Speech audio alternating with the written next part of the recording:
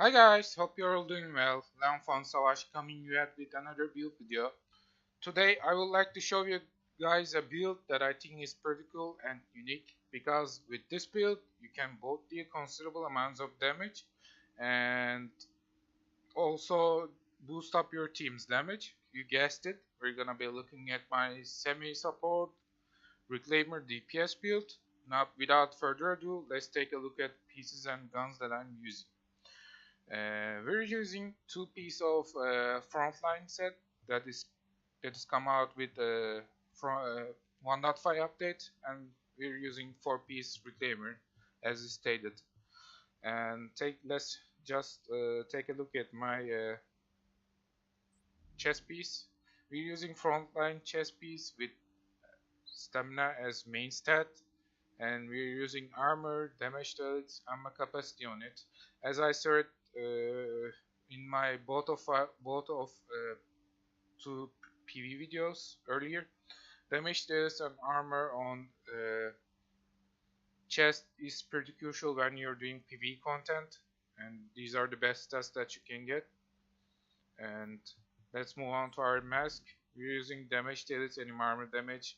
Also, these are the best two stats you can get for PV content. Nothing is better than this. And we're also using firearms. This mask has pretty low nature armor roll on it, but this is the only reclaimer mask that I get, so I'm just using this for the moment. Let's move on to the knee pads. We're using reclaimer knee pads with stamina and armor and enemy armor damage, and you can get increased kill XP here to boost up your XP bar, XP gain a little bit, so you get field proficiency caches faster. But you don't have to have this. It's just a nice bonus to have. The most important things that you are looking for is armor and enemy armor damage. Let's move on to our backpack. We're using frontline backpack, armor, ammo capacity. These are the best rolls that you can get. Get these pretty high firearms roll, pretty okay armor roll. It's all around a nice backpack. Onto our gloves, reclaimer gloves with damage delets, which is the most important thing that you can get in gloves. As I said earlier, assault rifle damage, it gives a nice flat damage bonus. It's pretty useful. Critical damage, you can go for critical chance if you want. I'm just using critical damage. Doesn't really make a difference. You can get what you want. Firearms on our gloves, and onto our holster. There's a reclaimer holster that is selling right now in the vendor, but you need to be quick because vendor reset is about 30 hours from right now, which is what this video is recorded at. So when I upload this video, it's gonna be less. So you need to be faster. I got this reclaimer holster from there, and it's got all around pretty good rolls as stats, and I just rolled armor on it, so be aware. And onto the guns that I'm using classic AK-47, 23% enemy armor damage, which is pretty nice, 23.5k base damage with 6.1k firearms. It has destructive brutal prepared on it.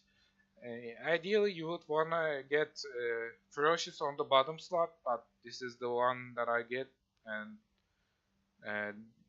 that I'm using. Destructive is pretty important to get these talent.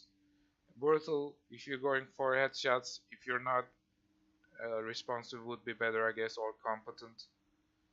You can also have destructive, brutal, competent, which will be pretty good also.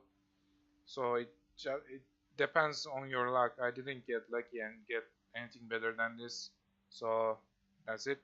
I'm using extended mag with 109% magazine size, 2.5% critic chance, 4.9%, 90% rate of fire, large optics 12x, 16% headshot damage, critic chance, and large muzzle with headshot damage, critic chance, and large handle barrel with critic damage, accuracy, and stability.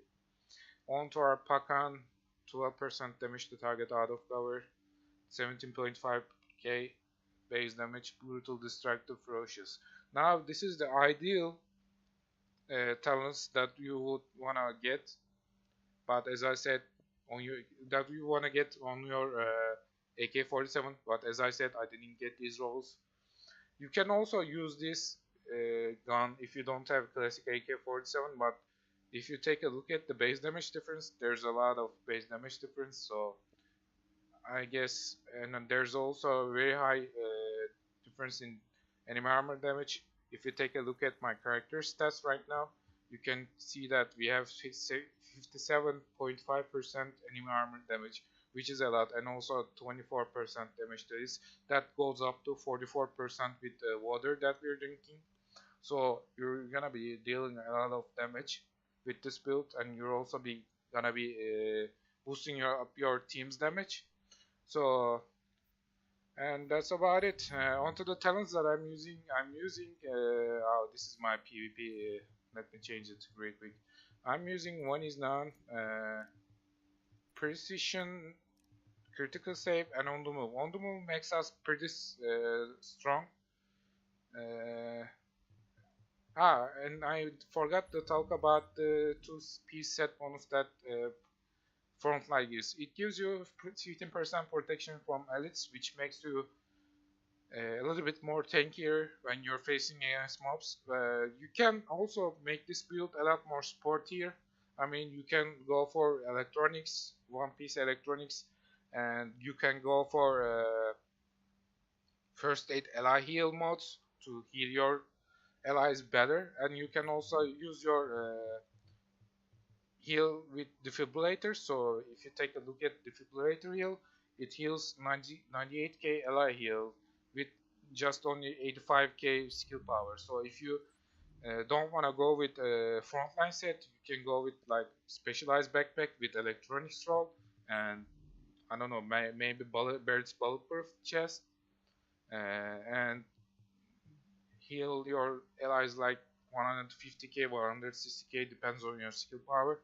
So you can make this build a lot more sportier, and you reduce your firearms to 4.8k, which is required for brutal to unlock, and dump rest into electronics. That way you can also sport a little bit more, I guess. I'm just running this as a DPS semi-support kind of thing. Yeah, that's about it. But there's a big downside to this build, and that is the consumable cooldown, which means whenever you use an ability like a water, it goes on cooldown for a whole 1 minute,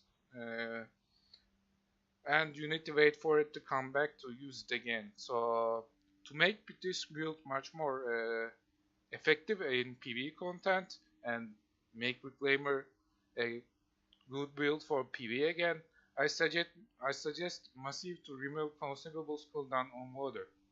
That way we can just keep using water and boost up our team's damage constantly instead of waiting for a whole 1 minute.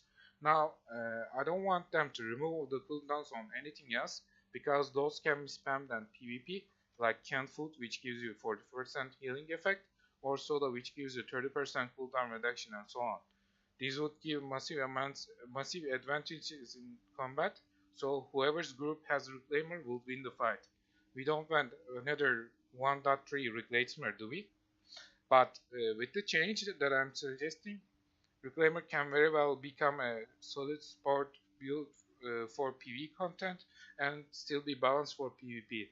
But another way that they can tackle this issue is to make consumables cooldown only work in Dark Zone.